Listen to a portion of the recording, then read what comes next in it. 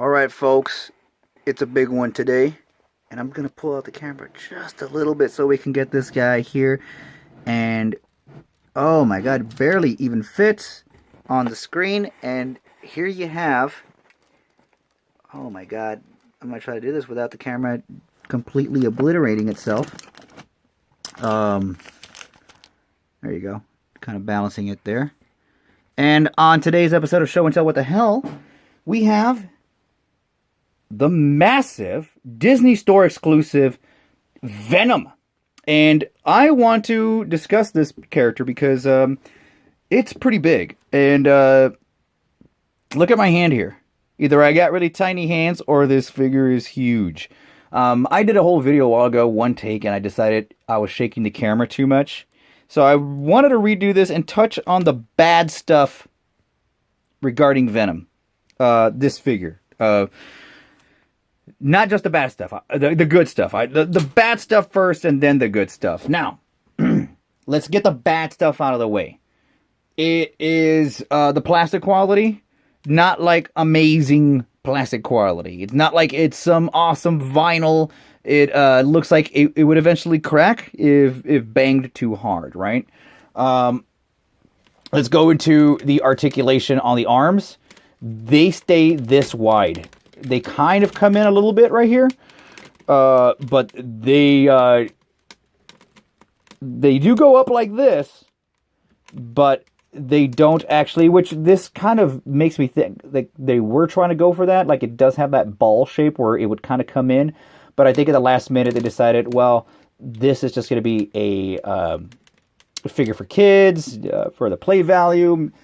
This is not a collector piece by any means, but I like it. I would use it. I think it stands well with a lot of other Marvel Legends. Now, here's why I like it so much. Not just because it's Venom. I grew up with Venom coming out in the comics and remember thinking that he was so cool. Todd McFarlane's Venom. So here's one of the things that I think a lot of people would have an issue with. The mouth. No one can agree which Venom they like the most. Now, you know, Venom is a character that, in with my personal opinion, I prefer the McFarlane version. I actually don't like the giant tongue hanging out, swinging. Now, I think Eric Larson was the first one that started drawing him like that. I may be mistaken, but as much as I love Larson, I think the tongue became excessive with other artists started messing with Venom, and they started making that the whole thing. That's Venom's thing. His giant tongue is around. I don't know. I just had a weird thing. I liked Venom with a big grin, the big smile that he had with when McFarlane would draw him. This Venom is kind of in between that, which I can appreciate. I can really dig that. He looks pretty happy too. Now, let's talk a little bit about the sculpt. The sculpt is massive. He's a hulking, big Eddie Brock looking Venom. This actually looks like if the Hulk was Venom. This is badass. Like, I always imagined Venom as a huge, massive thing that could barely, it looks like he could barely wipe his ass, you know, with the giant muscles that he has. But let's go into some of the, like the feet. Look, that's an interesting thing. He doesn't have that cut off rounded or triangular foot. He has toes. He has little toesies. So the articulation, as far as the articulation goes, his knees, he has pretty decent knee articulation. He has to where his legs are like, you know, you could swivel them around like that, and you could probably get him in some dynamic poses. You can't put him all the way up. You can't put him all the way back, but you got a good enough, almost Ninja Turtle-esque style of articulation there. You know, where you have like a ball joint and it kind of goes a little bit of a, you know, 360 around, but you can't go all the way back and all that. It's limited, but pretty decent because you could get his legs open and do some interesting things. I am scared of going too far with certain angles because I'm afraid I would break it. The foot itself has some pretty decent articulation. Doesn't have an all the way ankle swivel, which I'm pretty sure, it would have been nice if they had done that. He's got waist articulation. He's got his wrists. He's got elbows, elbow bows. And of course, we went back to the shoulders. The head's on a ball joint. Awesome figure. You could do some cool things with him. You can pose him pretty well. Let me bust out a recent Spider-Man figure, just to give you all an idea of how massive this guy is. There you go. That's how big he is. He's like one of the original Marvel Legend Build-A-Figures. You can even have him hold Spider-Man if you want. Like he's about to eat him. Fucking eat him, son of a bitch. All right. Yeah, this is cool to add your collection. For the price point, this is about $25 to $30. They sold out at my Disney store. I walked in a Disney store around the Christmas holiday, looking for Zuckus and a few things to get my mom, right? I saw this fucker there, and I'm like, Jesus Christ! How much is he? I didn't buy him, and then when I came back recently, they sold out, and I'm like, alright, god damn it, I'm gonna have to get him for $50 somewhere on eBay. No, I got them online through the Disney store. I went over there and they actually ordered it and delivered it over to me.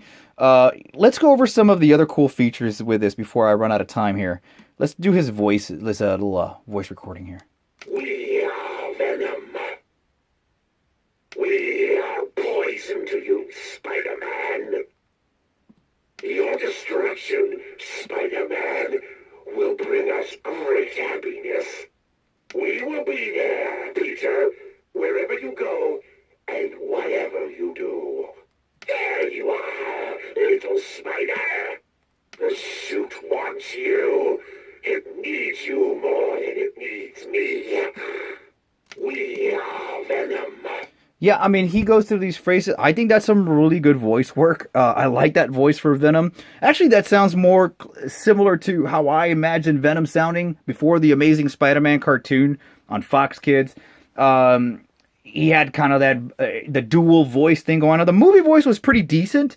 I don't know who did that. It sounded like Tony Todd in the movie. That's what it reminded me more of, a Tony Todd like voice. But that sounds like Venom. It just sounds like a weird alien-like savage voice, and I really, really dig it. And it captures the essence of Venom. There's a nice little snarl in there too. So that's just a fun little quality. They hide the little, I guess, the openings to where the speaker can come out, and the button, they hide it in the sculpt of the muscle, and it doesn't detract away. There is a Venom, the original talking Venom that went, I want to eat your brain, die, Spider-Man. He had a backpack. That's what he sounded like, by the way. You can find it online. He's like, I want to eat your brain, die, Spider-Man. He had a little backpack with buttons that you would press. Now, I would love to find my old original Venom toys and just have them displayed. One last thing before I go. I mean, I think the size, to me, doesn't bother me at all when I display them with Marvel Legends, because it reminds me of the Venom that I played when I played that arcade Spider-Man game that, to me, was amazing at the time. The Venom character just, like, grew up like a kaiju, man. And I was just, I thought, I was like, whoa. Venom can grow? So I took that as like, maybe that's something in the comic they haven't put in yet. And I always thought of that as being part of Venom's powers, and I thought that's a cool idea. So yeah, I'd like to think of Venom as a character that can still just expand and grow because of the costume, which can stretch and do all this stuff. Anyway, that's it. That's it with Venom. Go out and find it, buy it. I recommend it. If you have any questions about it, let me know. I think I gave you enough information. But what do y'all think about this Venom? I mean, do you think it's... what do you think of the face? I'd like to know what you guys think of the Venom face sculpt. I personally think it's a good compromise between both aesthetics. But that's just me. Tell me... I'd like to know...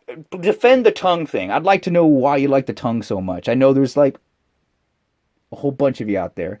But anyway, till next time, take care.